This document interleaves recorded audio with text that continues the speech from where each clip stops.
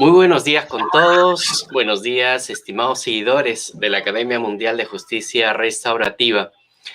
Es para nosotros un gran placer en esta mañana desde América Latina y para Europa, horas de la tarde, tarde-noche, poderlos saludar y, bueno, seguir con este ciclo de conferencias magistrales donde se han convocado especialistas y grandes personalidades en el área de la justicia restaurativa. Bienvenidos a todos y sigamos esta transmisión en esta mañana hermosa y en esta tarde para Europa, para nuestros amigos de Europa. Tenemos la presencia de Inmaculada Gabaldón, una gran especialista y sobre todo también una persona dedicada al ámbito de la justicia restaurativa y de aspectos que a nosotros particularmente nos interesan. Buenos días, Inmaculada, bienvenida a esta conferencia magistral. Buenos días, encantada, Reiler. Sí. Buenos días. Bueno, te hago llegar los saludos de muchos países de América Latina que están participando en este curso. Amigos desde Argentina, amigos desde Uruguay, Paraguay, Brasil, desde Perú, Ecuador, Colombia, desde Panamá, México, Honduras, Nicaragua, República Dominicana, España también. Y bueno, de todos ellos recibe el cariño y en particular también de nosotros, de la organización y de mi persona en particular, quien pues tiene un aprecio muy especial por tu persona y por tu trabajo, sin duda también. Vamos a dar inicio a esta conferencia magistral. Las personas están conectándose, están siguiendo desde diversos puntos y estoy seguro que va a ser una jornada muy enriquecedora. Voy a presentar brevemente a Inmaculada Gabaldón para que nos brinde esa conferencia magistral que sin duda la esperamos con ansias. Bien, Inmaculada Gabaldón tiene los siguientes créditos académicos. Es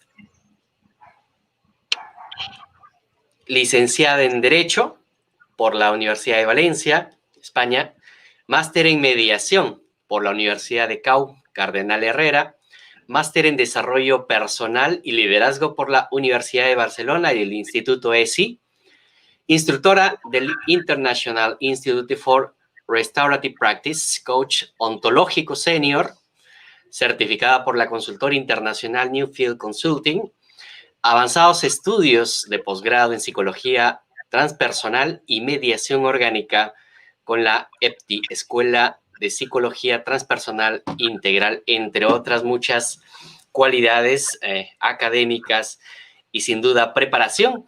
En ese sentido, recibamos, queridos amigos, con un gran aprecio y sin duda también con una gran expectativa a Inmaculada Gabaldón. Bienvenida, Inmaculada, y te escuchamos, por favor, adelante. Bueno, muchas gracias, Reiler. En primer lugar, bueno, comentar que muchísimas gracias por la invitación que he recibido de la Academia Mundial de Justicia Restaurativa y muy en particular también por la invitación que me has trasladado tú también personalmente, Reiler. Fue un placer conocerte hace un tiempo y la verdad que yo también aprecio mucho tu persona. Igualmente aprecio mucho la iniciativa que habéis tenido con este curso que creo que está uniendo, aparte de la gran acogida que ha tenido, está uniendo, estamos compartiendo toda esta gran comunidad latinoamericana, ¿no? Y bueno, pues la verdad que estoy encantada, así es que buenas tardes también a todos.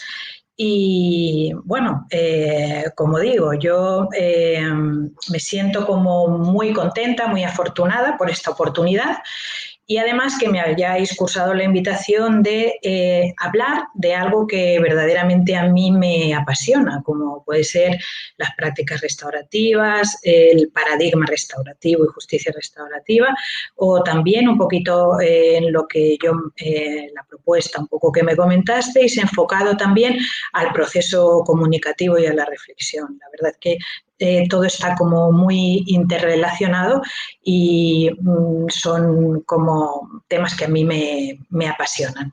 Así es que, bueno, vamos a ver un poco la propuesta que he hecho como mezclando todas estas disciplinas, que por otro lado me encanta y siempre lo hago de esta manera porque creo que trabajamos los mediadores, los operadores de justicia, los gestores de conflictos, facilitadores de espacios restaurativos. También creo que tenemos como un ámbito de trabajo muy transversal y bueno, desde este enfoque transversal pues voy a trasladaros también no sé, la propuesta de mi conferencia o de mi participación.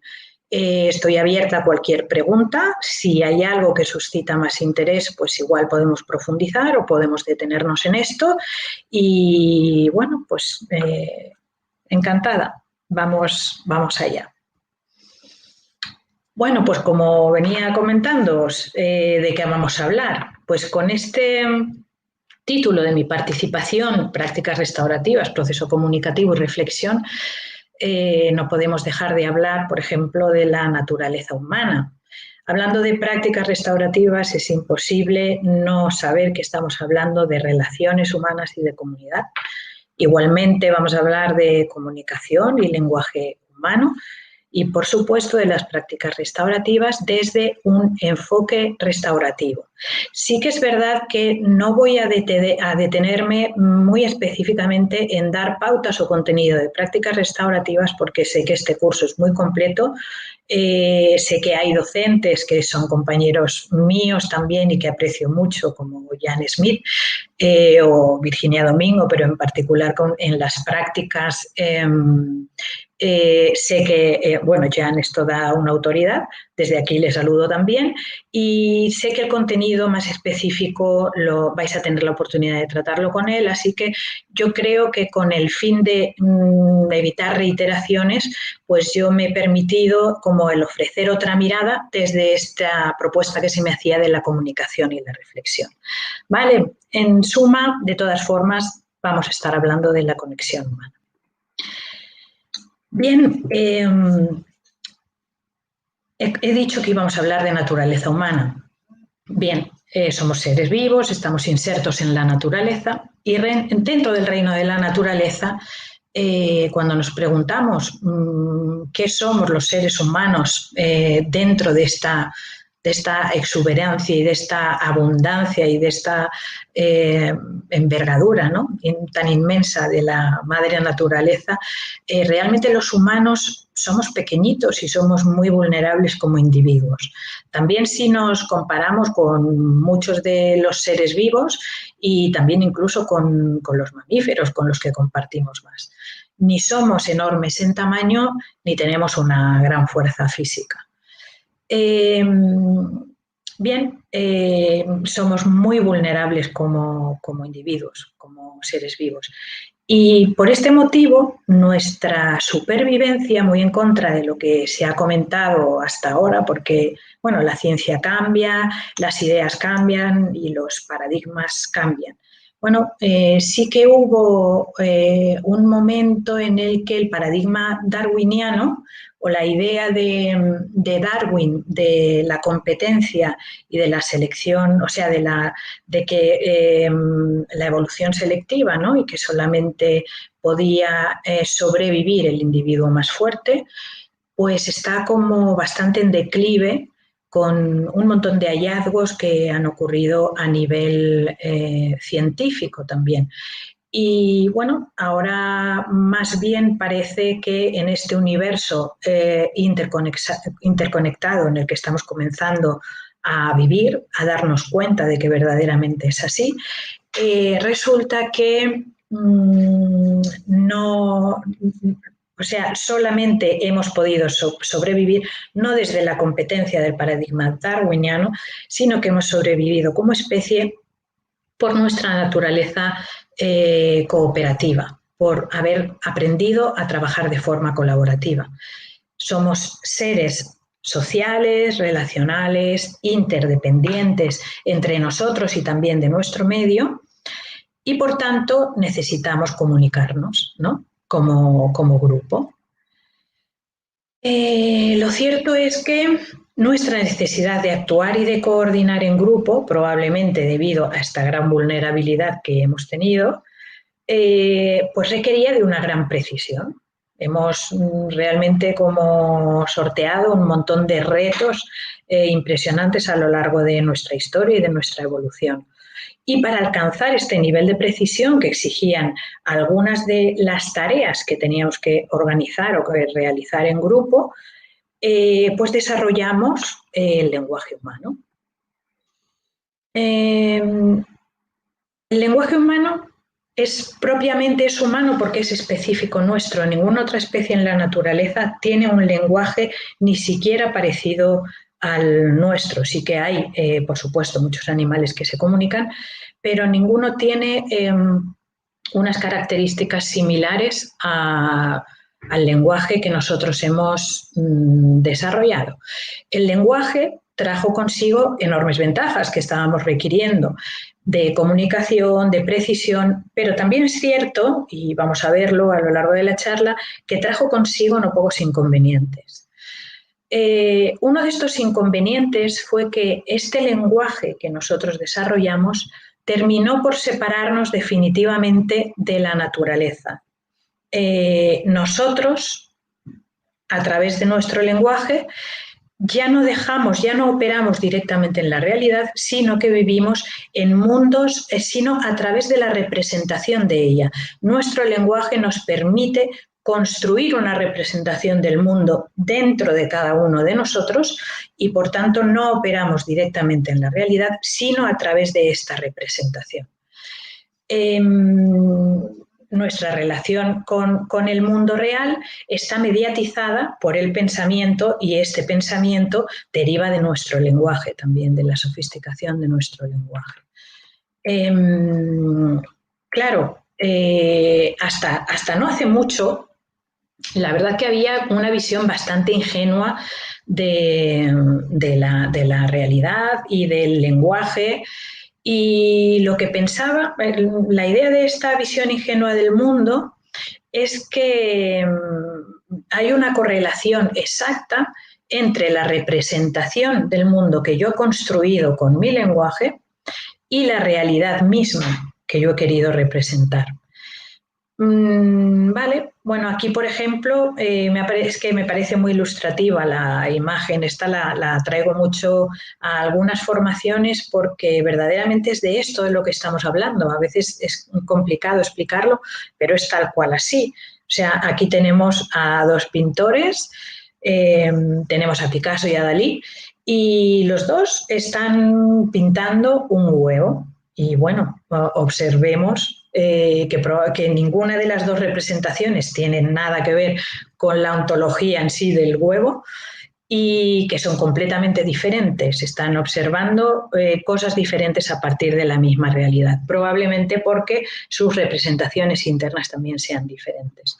¿Qué quiere decir esto? Durante muchos siglos hemos vivido dentro del mito de la verdad única. El tema de la verdad única nos ha llevado también, genera un montón de malentendidos. Y bueno, justamente a partir del posmodernismo y de las nuevas ideas que están comenzando como a emerger, un paradigma emergente también que estamos viviendo ahora, comenzamos a darnos cuenta de que no hay una verdad única, ¿vale? No es más poderoso, ni más real, ni más auténtico el huevo que ha representado Dalí que el huevo que ha representado Picasso, ¿vale? Y esto es lo que supone cuando somos conscientes de esto, porque por siglos no hemos sido conscientes. Entonces, cuando Dalí hablase con Picasso y dijera cómo es que no has representado el huevo como es, o a la inversa, Picasso lo dijera a Dalí, pues podían tener como algún conflicto importante entre ellos, ¿no? Porque ahí muchas veces incluso se ha comentado, se ha tendido como a asignar intenciones, ¿no? Si esta persona no ve la realidad tal como es, cuando es tan obvio que esto es de esta manera, pues hemos tendido a pensar que tiene alguna mala intención, que tiene algún interés oculto, responde a alguna estrategia y, bueno, a partir de ahí han venido conflictos pequeños y muy grandes conflictos, ¿vale? El tema de defender grandes verdades ha sido realmente como muy catastrófico a lo largo de nuestra historia. Bien, bueno, ahora como digo, las nuevas corrientes no todavía son mayoritarias, pero sí que están irrumpiendo con mucha fuerza, ¿vale? El mito de la verdad única sabemos que ya no nos sirve y sabemos que el mapa que cada uno tenemos del mundo no es el territorio, perdón, porque ahí hay un error, el mapa no es el territorio, ¿vale? Una cosa es el territorio y otra cosa es el mapa que yo puedo hacer y con el que yo opero. Es tan sencillo como cuando voy a visitar, no sé, Buenos Aires, ¿vale? Bien, yo puedo tener un mapa, pero el hecho de que yo esté contemplando el mapa de Buenos Aires no quiere decir que yo esté verdaderamente en Buenos Aires, aunque sea una representación. Y luego también pues hay mapas más ricos, más precisos. Eso sí, lo que podemos hacer es revisar continuamente cada uno de nosotros nuestro mapa, nuestras representaciones, nuestras creencias y, en fin, el mundo que hemos construido y estar con un permanente feedback con el entorno y con los demás a fin de enriquecerlo y de que sea lo más útil y lo más preciso y adecuado posible. Bien, una de las ideas fundamentales nuevas que ha irrumpido es la figura del observador, ¿vale? Somos observadores diferentes. La figura del observador quiere decir que cada uno de nosotros, además, estamos en un lugar diferente para observar la realidad. Y dado que estamos en un lugar diferente, entiendas en el sentido más amplio, estamos en un lugar diferente porque tenemos padres diferentes, nacionalidades diferentes, historias diferentes, parejas, hijos, hermanos, trabajos diferentes, historias, circunstancias, todo es diferente. Y dado que ninguno es igual, ninguna representación puede ser igual. Eso no quita que cada una de las visiones de los distintos observadores sea absolutamente válida. Y también me parece siempre muy representativa y muy clarificadora la imagen que he traído aquí. Dependiendo de dónde estemos, esto es una proyección, ¿no? Pero dependiendo desde dónde estemos mirando, dependiendo desde dónde hagamos nuestra observación según el lugar en el que la vida nos haya colocado, vamos a tener distintas perspectivas de la realidad, ¿vale? De manera que quien ve un cuadrado en lugar de un cilindro está viendo una imagen proyectada que es absolutamente cierta. Quien está viendo, sin embargo, el círculo está viendo una imagen real desde su perspectiva y el cilindro, pues por supuesto, también es una imagen real. Entonces, pues bueno, desde el posmodernismo, desde el constructivismo y el construccionismo social y también desde la ontología del lenguaje, pues se pone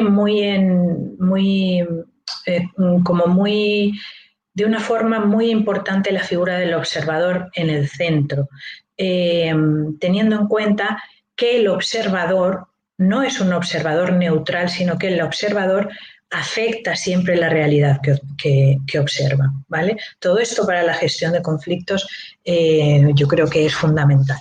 Entonces, hay un principio, el primer principio de la ontología del lenguaje, que dice, no sabemos cómo las cosas son, solo sabemos cómo las observamos o cómo las interpretamos. Somos seres interpretativos, ¿vale? Esto es lo que dice Rafael Echeverría, que es el que un poco articuló pues el discurso, la propuesta de la ontología del lenguaje.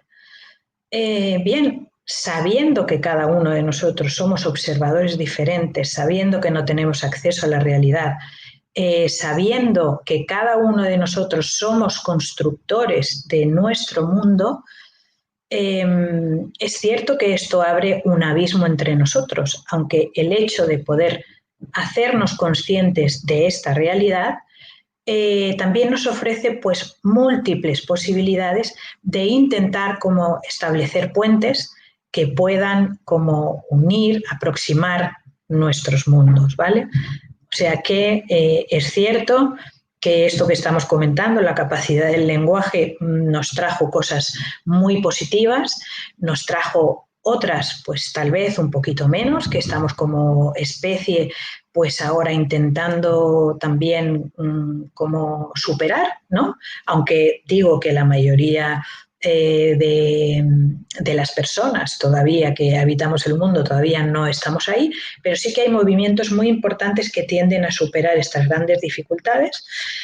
Y bueno, es cierto entonces que esto nos abre abismos entre nosotros y que dificulta nuestras relaciones, y de ahí también que la importancia de los gestores de conflictos y que nosotros seamos muy conscientes de todo esto que estamos hablando, porque esto ayuda a las personas a comprenderse mutuamente y a aceptar la diversidad y a sentir un profundo respeto por miradas diferentes, sabiendo que no son ni mejores ni peores que la mía, son distintas, tienen una perspectiva distinta, y aprender también a escuchar todas las miradas, porque probablemente no, seguro en algún punto van a poder enriquecer la nuestra, ¿vale? Habrá cualquier mirada, cualquier perspectiva de otra persona que lo vea distinto de mí, que pueda enriquecer mi mapa y que pueda ayudarme a hacerlo más preciso.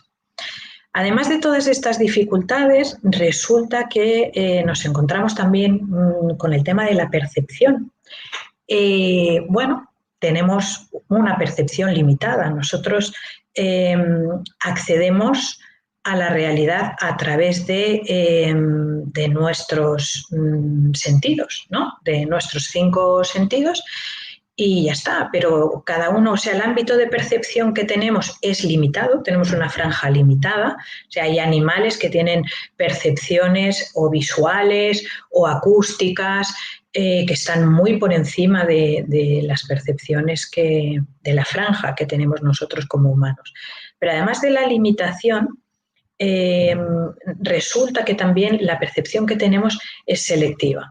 Esto quiere decir que nosotros podemos acusar nuestro cerebro, nuestro sistema nervioso, un montón de impactos permanentemente, continuamente. Sin embargo, no tenemos la capacidad de procesarlos todos, y entonces nuestro cerebro automáticamente está haciendo permanentemente una selección de cuáles son los impactos que decide manejar y cuáles son los que directamente obvia o desecha.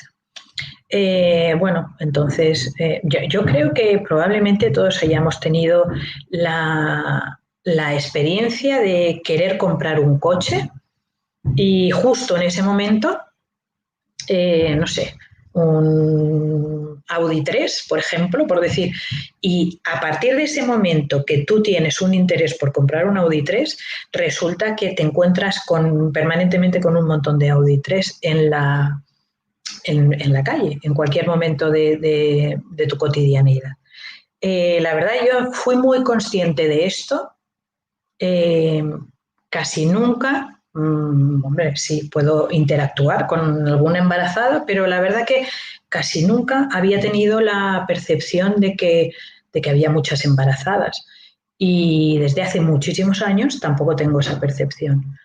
Pero lo cierto es que cuando yo estaba embarazada, no veía nada más que embarazadas por la calle. Y esto es así, y esto se debe a que lo que nosotros tenemos como interés dentro es lo que seleccionamos fuera, ¿vale? Entonces es importante también tener esto muy en cuenta. Entonces, además, lo que no conocemos o lo que no distinguimos, una distinción es algo que cuando podemos separar algo del resto, del cúmulo, de la masa de lo que es la realidad. por ejemplo, una distinción de una constelación del cielo, pues eso es una distinción. Yo la verdad creo que me gustaría la astronomía, pero no conozco nada. Entonces yo miro el cielo y veo un montón de estrellas y me encanta, pero soy incapaz de percibir ninguna constelación. Y esta mirada mía no es la misma que pueda tener algún astrónomo que mira el cielo y ve continuamente pues un montón de constelaciones, ¿no?, estelares. Estas son las distinciones.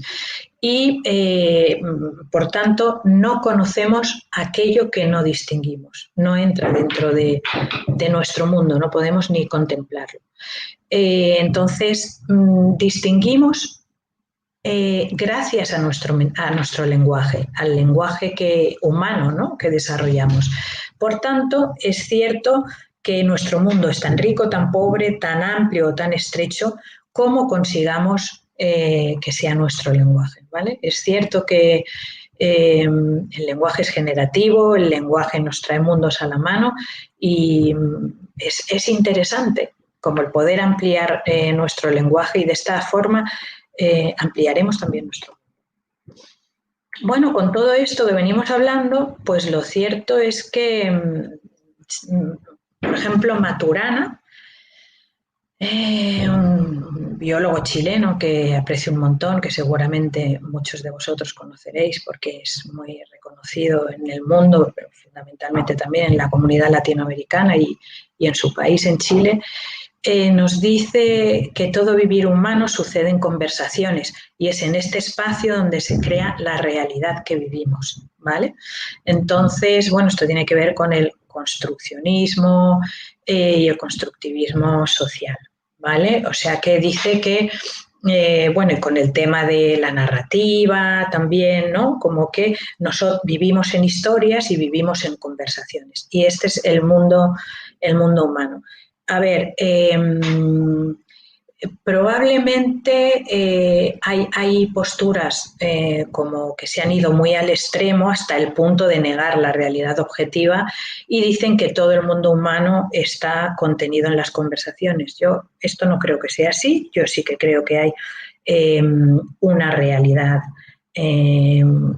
independiente de nuestras conversaciones, pero es cierto que vivimos en las conversaciones que tenemos, creamos narrativas y luego las narrativas también muchas veces nos constriñen a nosotros y bueno, está muy bien como tener en cuenta todo este mundo de la lingüística para poder también intervenir, operar y ver qué es lo que sí que nos está sirviendo y qué es lo que nos está sirviendo menos. Porque también es cierto que no toda conversación es nutritiva, no todas las conversaciones que tenemos nos humanizan, no todas las narrativas que tenemos nos ayudan, lo sabemos muy bien los mediadores. Hay narrativas muy cerradas que de alguna forma hay que romper y nos limitan tremendamente, limitan la visión de nuestro mundo y la forma de operar en él. Y en suma hay conversaciones que son alienantes y violentas. Bueno, como vemos, el lenguaje trajo consigo muchas posibilidades, pero igualmente nos trajo el mundo de la dualidad. Nos trajo el mundo de los juicios. Los seres humanos, esto también es muy propio de la ontología del lenguaje, vivimos permanentemente juzgando. No está mal juzgar porque tenemos que evaluar nuestro cerebro y nuestro cerebro depende de nuestro lenguaje, o sea, por ejemplo, los animales y antes también nosotros operábamos solamente en el aquí y ahora. Cuando desarrollamos la capacidad del lenguaje, esto nos permitió como recordar, o sea, como aprender también, ¿no?, de las equivocaciones pasadas o como coger pautas. Por ejemplo, a partir de ahí pudimos desarrollar la agricultura, porque antes no sabíamos que después de la primavera viene el verano y después el otoño, porque vivíamos en un permanente presente. Y al propio tiempo que nos permitía desplazarnos hacia el pasado, también nos permitía proyectarnos al futuro. Y esto nos ha permitido proyectar, nos ha permitido hacer estrategias, nos ha permitido construir catedrales. Sin embargo, también es cierto que nos ha llevado muchas veces a la compulsión. Tenemos esta mente de mono que ya no nos permite nunca estar en la quietud del momento presente y permanentemente nos está torpedeando con miedos del pasado o dolores o heridas del pasado y con la angustia de qué es lo que va a pasar, ¿no? Con el miedo anticipatorio. Vale, también con todo esto del tema de los juicios, pues resulta que nos instalamos de alguna manera en el paradigma del bien y del mal. Veo que, cuando ya hay el paradigma del bien y del mal, entonces estamos muy próximos y partimos de la verdad única, ¿no? ¿Vale?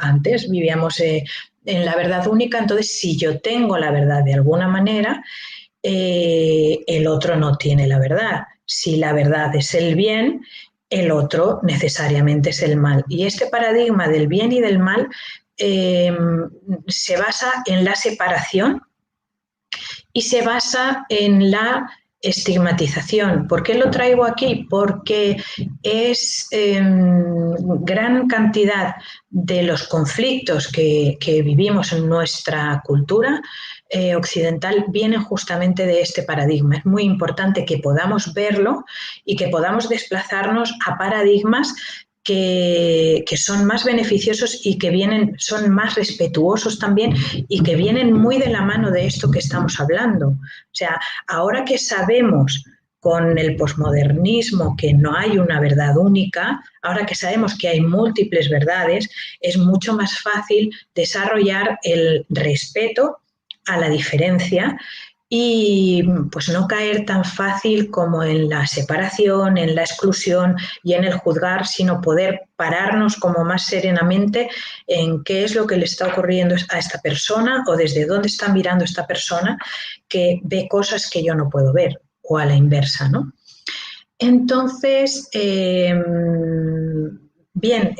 todo este tema del paradigma del bien y del mal realmente también está muy relacionado con la violencia, porque si hay un bien y hay un mal, si hay una verdad única y lo demás no es verdad, al final, aunque sea muy entrecomillado por el bien de la humanidad o por tu propio bien, hijo mío, bueno, no sé, vamos a sentirnos, vamos a tener la tentación, y de hecho ha sido así, todavía sigue siendo de esta manera, de ejercer la violencia. Ejercer la violencia es ejercer una dominación sobre el otro, intentando imponer una verdad que no es la suya. Y si no adopta, si no se acopla a esta verdad, pues vamos a intentar separarlo, eliminarlo, excluirlo y en las más de las veces, y lo hemos comprobado así tristemente a lo largo de nuestra historia, lo que pretendemos es la eliminación, ¿vale? Eliminar la diferencia. Entonces, en el paradigma en el que estamos pues justamente lo contrario. Bienvenida la diferencia, bienvenido el respeto, bienvenida la inclusión. Todos vemos más que lo que pueda ver uno solo. Y bueno, solamente referir, antes de dirigirnos un poquito más, quiero hacer una diferencia entre lo que es la violencia y lo que es la agresividad, porque para nada se trata de que vamos a eliminar la violencia y ahora todo nos tiene que parecer bien. No, hay un problema también que Rafael Echeverría lo trata mucho, que habla de la peligrosidad del relativismo. Bueno, si todo vale igual. No, no vale todo igual. Vale más aquello que aporta, que aporta y que apoya a la vida, ¿vale? Que las verdades o los discursos o las miradas que no apoyan la vida, ¿vale? Entonces sí que tenemos algún criterio con el que poder seleccionar. Vale, y bueno, y legitimar la agresividad. La agresividad es humana y la tenemos, justamente está muy relacionada a veces con el conflicto y a veces está relacionada con la buena gestión del conflicto, porque la agresividad es lo que nos permite reafirmarnos como individuos o como pueblos o como colectivos, ¿vale? Es lo que nos permite ofrecer una resistencia, poner límites y defender también nuestros derechos. Entonces, hagamos también esta distinción entre la agresividad y la violencia. ¿Qué es lo que ocurre con este paradigma del bien y del mal? Y tiene mucho que ver con el paradigma restaurativo. O sea, el paradigma restaurativo es muy benevolente en este sentido. El paradigma restaurativo hace un tratamiento del error que en todo momento lo permite, en todo momento lo naturaliza como humano. No se trata de que vayamos a premiarlo, pero sí al error hay que hacerle un espacio, porque es humano. Y no podemos exigirnos a nosotros como actuar de una forma sobrehumana, porque no es real. Bueno, en las prácticas restaurativas vemos mucho al respecto, pues el tema de la disciplina, de la ventana de la disciplina social. Y tiene mucho que ver con esto, o sea, con no bajar las expectativas, o sea, el hacer un tratamiento adecuado del error no quiere decir que lo premiemos y que vamos a ser permisivos con cualquier conducta o que vamos a bajar los estándares. No. Vamos a intentar mantener los estándares más altos posibles, pero sí que en combinación con otra parte, normalmente lo graficamos como ejes cartesianos, ¿no? Y en el otro eje está siempre el apoyo. O sea, está el apoyo a la persona, incluso la persona que no puede, la persona limitada, que te está ocurriendo, que necesitas, que ha sucedido, y nunca hablar desde la culpabilización, ¿vale? El paradigma del bien y del mal lleva al juicio, a la culpa y a la violencia, y el paradigma del acierto y del error, el paradigma de la disciplina social, lleva a la comprensión, al respeto, al apoyo y bueno, y no deja de ver nunca la dignidad o la valía de las personas. El bien y el mal descalifica a las personas, elimina lo diferente y el paradigma restaurativo lo potencia. A mí me parece que es una de las cosas fundamentales del paradigma restaurativo. Es impresionante. El paradigma del bien y del mal ejerce la violencia y el control y actúa y la emoción sobre la que se opera siempre es el miedo. Y el paradigma del acierto y el error, el paradigma de la disciplina social, lo que genera siempre es confianza. Y así como el miedo constriñe, retrae y evita el crecimiento, el paradigma restaurativo lo que hace es todo lo contrario, genera confianza, posibilita la apertura y lo que genera es un crecimiento continuo. De hecho, nuestro cerebro está preparado para tener básicamente dos funciones fundamentales. Una es la supervivencia y otra es el crecimiento. Y estas dos funciones son absolutamente incompatibles, ¿vale? Pues bien, la función de supervivencia es la única que cabe activar en el paradigma del bien y del mal. Y la función del crecimiento es la que es posible dentro del paradigma restaurativo, del paradigma del acierto y del error. Bien, Bueno, entonces, ¿cómo salvar el abismo que nos separa, ¿no?, de nuestros semejantes? Porque por más que vivamos como en nuestros mundos, nuestra necesidad y también nuestro anhelo es estar en permanente conexión. Esta es, en definitiva, la auténtica torre de Babel, que cada uno de nosotros podemos quedarnos encerrados en nuestro mundo particular, sabiendo que tenemos mundos distintos y que todos son legítimos, podemos comenzar a operar sobre esta realidad. ¿Vale? Si prestamos atención, en el fondo de nuestros más profundos desencuentros, en el fondo de cualquier conflicto que tengamos, da igual que sea en la familia, que sea en la organización, en la escuela, en la empresa, en política, en la comunidad, en suma, debajo de cualquier conflicto, al final lo que está es algo tan básico, tan esencial y tan importante como: es que no me escuchó, o es que no fui tenida en cuenta, o se equivocó, me hizo daño y no se disculpó, o yo hice tal cosa y no me dio las gracias. Bien, y todas estas cosas, dentro de todo lo que nos distingue, todas estas cosas, sin embargo, sí que son humanas y las compartimos.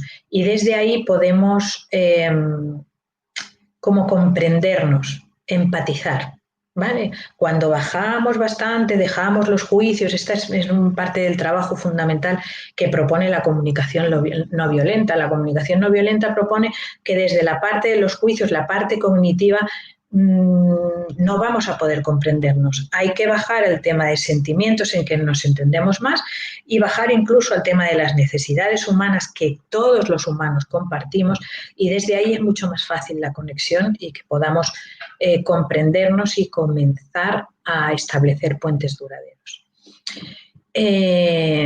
Bien, entonces la respuesta de salvar el abismo es fácil. Cultivando la cultura de lo genuino, del genuino interés por el otro, la cultura de la vinculación, poniendo mucha atención también en cada impacto que hacemos, ¿vale? Me gusta mucho hablar también de la economía de las caricias. No somos conscientes de que por más que vivamos en mundos independientes, estamos en continua interacción con los mundos de los demás. Entonces, es muy importante el feedback que recibimos sobre las señales que damos. Y así podemos estar en permanente retroalimentación para ir adaptándonos a los objetivos, a aquello que queremos conseguir. Si queremos acercarnos más a una persona, tenemos que estar pendientes en todo momento de este feedback que recibimos. Y la economía de las caricias viene a decir, en suma, yo lo relaciono mucho con lo que nos comenta Václavic en el tema de la comunicación, su teoría de la comunicación humana. Václavic lo que dice, bueno, una de las cosas que dice que es poderosísima es que los humanos no podemos no comunicar. Y esto es algo de lo que muchas veces no somos conscientes. Pensamos que el hecho de omitir, el hecho de guardar silencio, el hecho de no intervenir, no tiene ningún impacto o no me estoy comunicando. Y sin embargo, esto es absolutamente imposible. No podemos no comunicar. Entonces, hacernos conscientes de que permanentemente estamos impactando con nuestras acciones o con nuestras omisiones nos ayuda mucho también a hacernos responsables de cómo estamos impactando permanentemente en cada interacción en nuestro entorno. Con nuestro hijo, con nuestro compañero de trabajo, con nuestro amigo, con nuestro jefe, con nuestro mediado, con cualquier persona que pueda tener delante.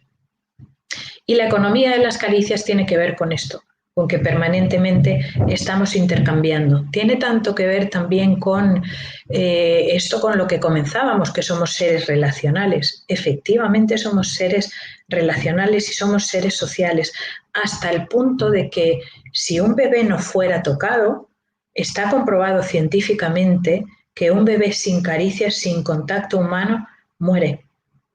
Un bebé muere sin contacto humano. Y a un adulto no sé cuánto tardaría en morir, pero estoy convencida de que es mortal también para un adulto. Entonces, seamos muy conscientes de estos impactos que necesitamos y cuidemos, ¿no? Cuidemos el impacto que queremos tener en los demás. Nuevamente, vuelvo a decir lo mismo, no se trata de que estemos a todas horas regalando flores o haciendo piropos, no. O sea, el ser conscientes de que impactamos permanentemente fuera a veces tiene que ver con tomar responsabilidad o con decir no estoy de acuerdo con esto que has hecho, ¿vale? Y este es un impacto y ser conscientes también de la forma en que lo decimos, ¿no? Y cuál es la respuesta que queremos del otro. Bueno, pues todo esto justamente es la propuesta de las prácticas restaurativas y a mí me gusta mucho hablar de la teoría de la vinculación y de la economía de las caricias cuando hablo cuando hago formaciones de prácticas restaurativas. Hay un tema también muy importante respecto al paradigma restaurativo que tiene que ver con la cultura de la vinculación, sobre todo cuando hablamos de que se ha cometido una falta o cuando hablamos de el posible tratamiento de la delincuencia, ¿no?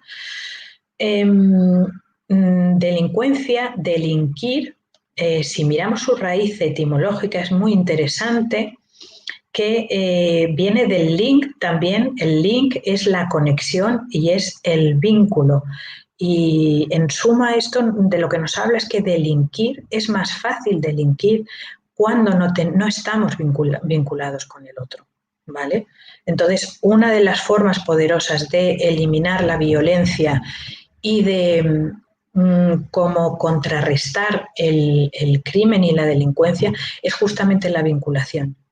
Si trabajamos los vínculos sanos entre nosotros, la violencia, si trabajamos la inclusión de todas las personas, si generamos comunidades sanas y fuertes, la violencia y el crimen, la delincuencia, es la mejor forma de contrarrestarlo, ¿vale? Entonces, el objetivo de las prácticas restaurativas es desarrollar este sentido de auténtica comunidad, con unos vínculos sanos y fuertes de forma que puedan manejarse positivamente las tensiones y conflictos propios de la convivencia y, llegado el caso, reparar el daño y restaurar las relaciones. ¿Vale? Entonces, la propuesta de las prácticas restaurativas, bueno, pues supongo que si no lo habéis visto, lo veréis, insisto, porque tenéis muy buenos docentes de prácticas restaurativas. Entonces, las prácticas restaurativas no trabajan solamente a nivel reactivo. La justicia restaurativa sí que actúa a nivel reactivo, esto es, actúa como reacción cuando ha habido un acto ilícito o un delito, ¿vale? Entonces opera la justicia restaurativa. Las prácticas restaurativas también, de hecho hay prácticas que proponen las prácticas restaurativas dentro de su espectro que son muy usadas, además muy poderosas para tratar esta vertiente reactiva. Pero las prácticas restaurativas no se quedan solamente en esta vertiente, también trabajan una vertiente proactiva, preventiva y una vertiente proactiva. Esta parte de la proactividad tiene que ver con esto, con lo que estamos hablando, con la economía de las caricias, con la teoría de la vinculación, con el cuidarnos todos y movernos desde unos valores de convivencia positiva. Y luego también está la parte preventiva. Lo único es que la parte preventiva sí que previene el delito, pero siempre está con la mirada en el delito, en el daño y en el mal. Es como, no está mal, es solamente una distinción, pero por ejemplo, si en un instituto pues ha habido, no sé, a lo mejor algunas agresiones o ha habido algunos hurtos o tal, sería como poner como medida preventiva unas cámaras de seguridad, ¿vale? Entonces, vale, está bien, está mal, puede ser controvertido, pero lo traigo aquí para ver esto. O sea, la prevención siempre mira tiene una mirada hacia el delito o el acto ilícito, ¿vale? O evitar violencias. La proacción es un campo mucho más amplio también y no tiene esta mirada tan reducida, y de lo que trata es también desde el ámbito lúdico, desde los juegos, desde el cuidado y desde estos impactos que nos vamos regalando día a día con el tema de la economía de las caricias de que hablábamos, ¿no? Bueno, las prácticas restaurativas, al final, claro, lo que producen un cambio cultural muy importante. Lo que ocurre es que no es de la noche a la mañana, o sea, hace falta un tiempo de implementación de programas de prácticas restaurativas para que puedan operar, pero efectivamente tienen resultados muy poderosos y muy efectivos. Mejoran la conducta humana, buscan la responsabilidad y la autorresponsabilidad, mucho el cuidado del otro y del entorno, de la naturaleza. También permiten generar vínculos fuertes y auténticos, fortalecer las comunidades y la sociedad civil, el entorno laboral, organizacional. El paradigma restaurativo ahora se está demandando ya en las empresas, en las organizaciones. Yo el año pasado ya di un módulo de paradigma restaurativo y de prácticas restaurativas para unos grandes directivos de multinacionales en un programa de transformación personal y cultural. Y bueno, este año está en marcha también el programa y bueno, en breve también tendré que hacerlo nuevamente con otra promoción. Y la verdad que la respuesta de los directivos fue impresionante. Quedaron completamente tocados, interesados, imbuidos por el tema y bueno, tomaron perfectamente conciencia, pues esto de cómo operamos a veces desde la exigencia, desde la culpa, desde el paradigma del bien y del mal, ¿no? Y cuánto bien podría reportar a las organizaciones y a las empresas el cambiar para esta otra mirada del paradigma restaurativo. Bien, permite restaurar las relaciones, sanar heridas y reparar daños, obviamente. Permite reducir la violencia y el hostigamiento. Esto, por ejemplo, es muy interesante en las comunidades educativas. Y las prácticas restaurativas también generan espacios de encuentro, escucha profunda, respeto, sostén y apoyo, responsabilidad, sanación, regeneración y, en no pocas ocasiones, perdón. Bueno, pues muy brevemente, no sé, supongo que muchos de vosotros conocéis el espectro de las prácticas restaurativas. Lo que estamos comentando no va exclusivamente limitado, como digo, al tema de justicia restaurativa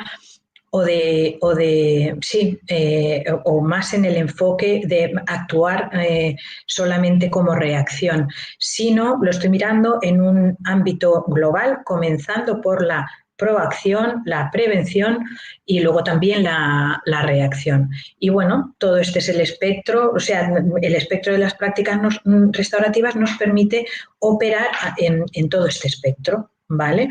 Por ejemplo, o sea, una pequeña reunión espontánea pues podría ser para algún pequeño conflicto que haya podido surgir. Y en él operamos con las preguntas afectivas y las declaraciones afectivas. Las declaraciones afectivas son básicamente es como compartir lo que nos ocurre, compartir nuestra humanidad con el otro. Ojalá podamos compartir muchas cosas buenas, ojalá podamos dar mucha retroalimentación positiva, pero también una declaración afectiva es hacer una retroalimentación que igual no es tan positiva, pero sí puede ser constructiva. algo que igual el otro no está viendo o algo que necesito yo y que el otro me estoy viendo afectado de una manera y a lo mejor el otro no es consciente, ¿vale? Entonces, luego las preguntas afectivas, por ejemplo, si las miramos, siempre comienzan por preguntar qué pasó. En lugar de cómo se te ocurre, pero qué has hecho, pero, ¿vale? No, o sea, la primera pregunta es qué pasó. ¿Vale? Todas las preguntas afectivas en las que trabajamos con las prácticas restaurativas van desde esta mirada, operando en el paradigma restaurativo. Y bueno, yo creo que todos sabemos el poder tremendo que puede tener un círculo restaurativo, un círculo de sanación. Los círculos pueden ser, bien, cuando ha habido a lo mejor un ofensor y un victimario, pero puede ser también los círculos restaurativos es en comunidades en las que ha habido violencia mutua, ¿no? No tiene por qué ser así, necesariamente que haya una parte ofensora y otra victimaria, sino que puede ser mutuo. Y sin embargo, en la reunión formal sí que es una reunión propiamente reactiva y se opera desde la justicia restaurativa. Yo creo que muchos lo sabéis y seguro vais a tener oportunidad de verlo a lo largo de esta formación. Las reuniones formales se tratan a veces homicidios, se tratan dolores tremendos con muchísimo reproche, pero sin perder nunca esta parte de no dejar de ver nunca la humanidad y la dignidad de todas las personas, por más grandes que hayan sido sus equivocaciones. Bien, no sé cómo vamos, Reiler. ¿Sí?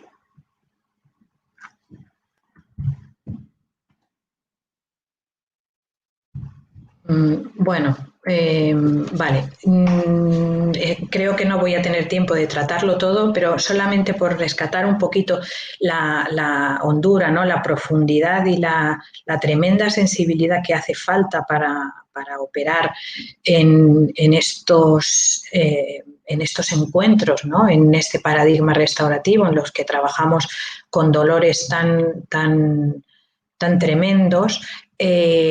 Bueno, lo que necesitamos es tener competencias conversacionales tan fundamentales como la escucha. Las competencias conversacionales también las trabajamos desde la ontología del lenguaje, pero una de las reinas es la escucha.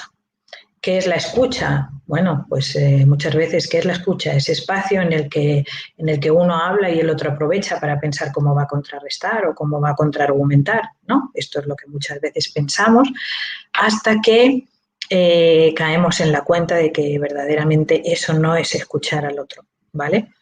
Ofrecer una verdadera escucha supone soltar el control, supone tener la capacidad de ser, de vaciarme de mí, como de suspender mi mundo, este mundo que yo tengo tan construido, y permitir de alguna manera que el mundo del otro me toque. Es entregar la atención al 100% a la persona que está hablando. Claro que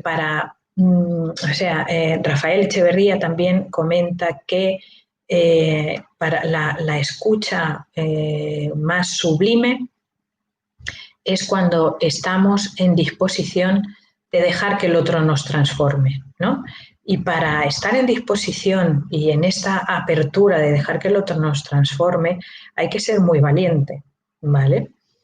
Y hay que generar un espacio de confianza. Pero claro, ¿cómo dejo que el otro me toque? ¿Cómo hago un espacio al mundo del otro? ¿Cómo puedo suspender mi mundo? ¿No? Vale, pues esto solamente podemos hacerlo desde el cultivo de la presencia. ¿Vale? El cultivo de la presencia nos puede ayudar mucho la meditación. La verdad que yo lo Lo recomiendo mucho para un poco dejar de estar tan identificados, tan asociados con nuestro mundo desde nuestra perspectiva y aprender un poquito como a tomar más distancia, ¿no? Y desde esta distancia poder también ver al otro. Entonces, bueno, esta presencia, a ver, aquí hago un inciso como muy brevemente, también ahora desde los últimos hallazgos científicos, sobre todo de la mano de la física cuántica, hay quien dice que el universo básicamente es un vacío vibracional. Y nosotros igualmente, por más que a este nivel de realidad podamos tocarnos y podamos sentir la solidez del mundo que nos rodea, a un nivel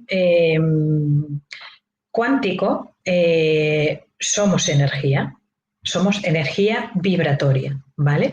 Bueno, pues diría que el cultivo de la presencia tiene que ver con esto, con un poco trabajar nuestra vibración de forma que sea más armónica.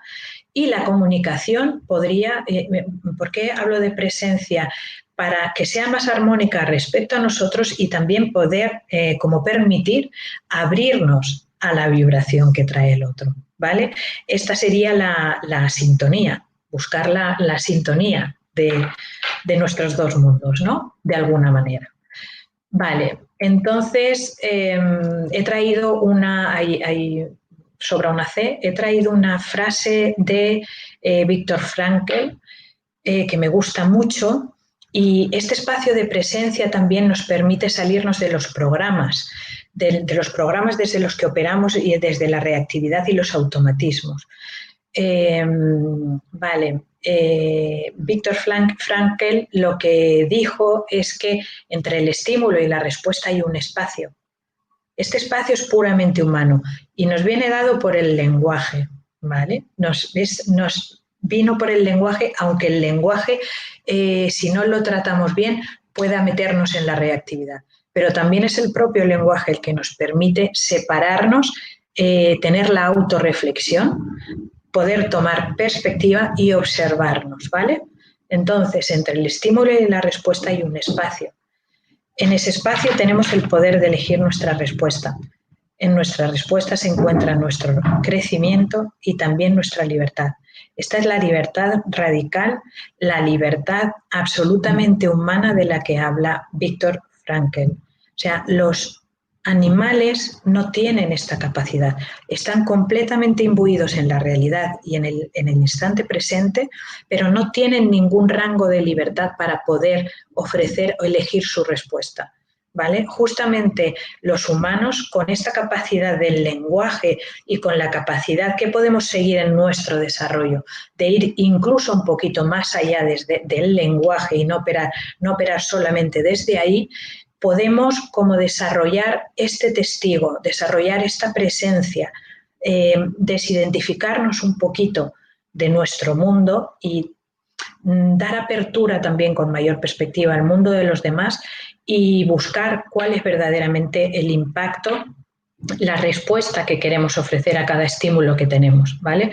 Siempre buscando la mejor respuesta a nuestra disposición. Y no quiere decir que sea la mejor respuesta del mundo, quiere decir que hemos podido tomarnos este espacio y desde lo que yo soy ahora, lo que yo siento ahora y el lugar en el que estoy, poder elegir la mejor respuesta disponible, porque al fin y al cabo esto es lo que va a disminuir también la violencia, ¿vale?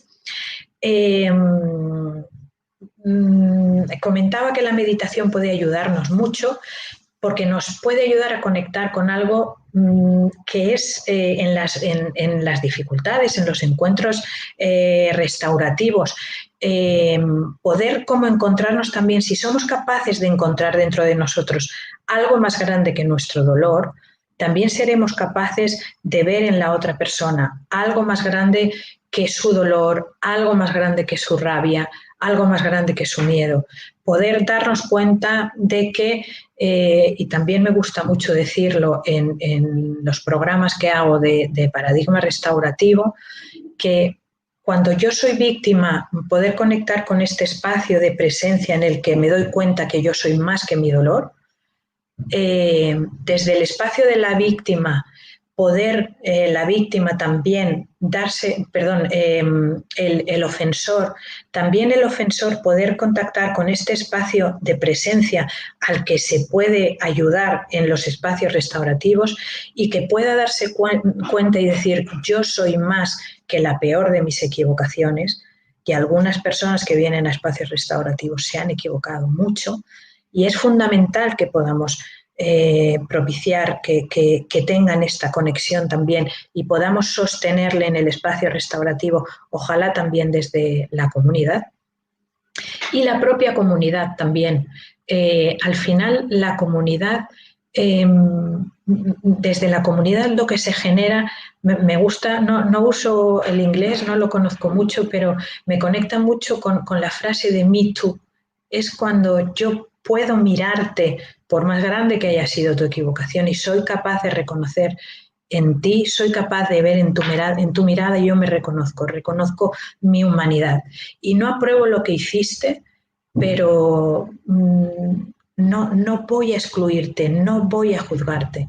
Puede que tengas que sufrir consecuencias, por supuesto, del sistema jurídico que va a operar. No estamos defendiendo lo contrario, pero sí voy a ser capaz de rescatar siempre tu presencia, tu dignidad como persona y esto tan profundo que compartimos.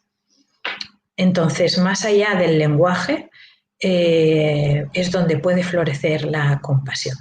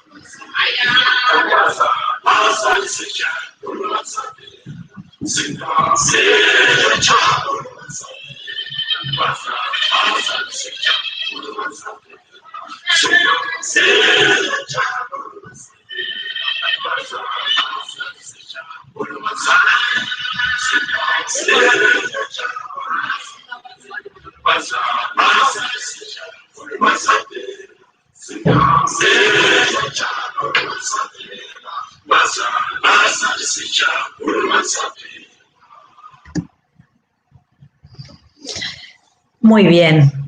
Bueno, espero que hayáis podido disfrutar de este vídeo. Yo lo pongo muchísimo en las formaciones que hago de prácticas restaurativas, siempre que hablo del paradigma restaurativo. Y me parece una hermosa forma de cerrar esta conferencia. Me quedo con este mensaje, ¿vale? Aquellos que te conocen no pueden ser engañados por tus equivocaciones, no pueden ser engañados por las oscuras sombras que a veces proyectas. Y la invitación del paradigma restaurativo entonces es esta: conozcámonos y mejor reconozcámonos. Muy bien, muy cerca, más allá del pensamiento, de los conceptos de lo bueno y de lo malo, existe un campo. Allí nos encontraremos.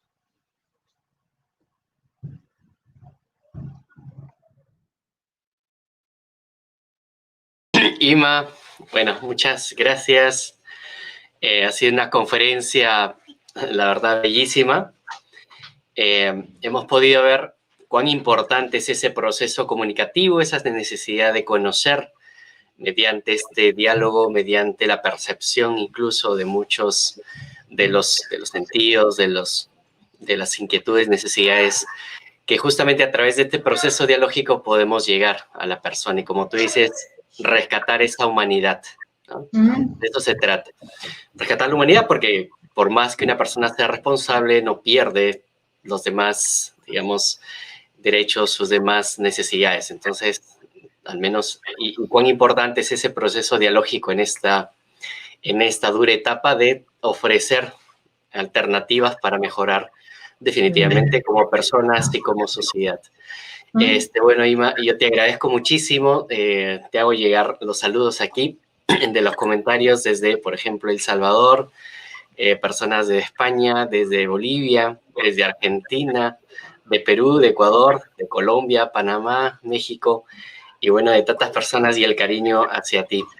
Así que bueno, mi agradecimiento infinito, querida Inmaculada, y seguramente estaremos ya viéndonos también en alguna actividad. Sin duda aquí tiene las puertas abiertas. Y bueno, te felicito por esa conferencia. Y bueno, estamos para aquí, para servirte. ¿Algún comentario final, por favor? Sí, bueno, nada, agradecer la oportunidad, Reiler, agradecer también a todas las personas, primero la organización y luego a todas las personas que están ahora mismo ocupando su tiempo pues en esta tarea, ¿no?, que compartimos de intentar mejorar como sociedad y de aportar a la construcción de paz. Encantada, un placer, Reiler, y por supuesto que sí, ojalá que tengamos muchísimas más ocasiones de intercambiar. Yo encantada de poder ofrecerte mi apoyo y cuento con el tuyo también para cualquier cosa, cualquier iniciativa que yo pueda requerir. Un saludo a todos. Gracias, Ima, y como siempre, bueno, todos nuestros amigos tienen ante ustedes a Ima, especialista en mediación, en proceso comunicativo, y sin duda una experta también en el tema de diálogo y proceso de comunicación. Gracias, Ima, y bueno, a todos nuestros seguidores, gracias por estar con nosotros. Hemos tenido más de 100 personas conectadas aquí desde distintos lugares de América Latina y del mundo, y bueno, los esperamos para seguir este importante curso con especialistas y personas sin duda que nos dejan muchas reflexiones, que aportan mucho a esta gran etapa de, sobre todo, donde estamos buscando aprender y profundizar esta justicia restaurativa, este paradigma o modelo restaurativo. Gracias, Ima, y los veo a todos nuestros seguidores y a los participantes de este curso en la clase que tenemos seguidamente, en la clase de Zoom, así que los vemos por ahí. Y muchas gracias, Ima, un infinito agradecimiento y un fuerte abrazo a todos, el aplauso de todo el público. Gracias, Ima, un abrazote, cuídate mucho.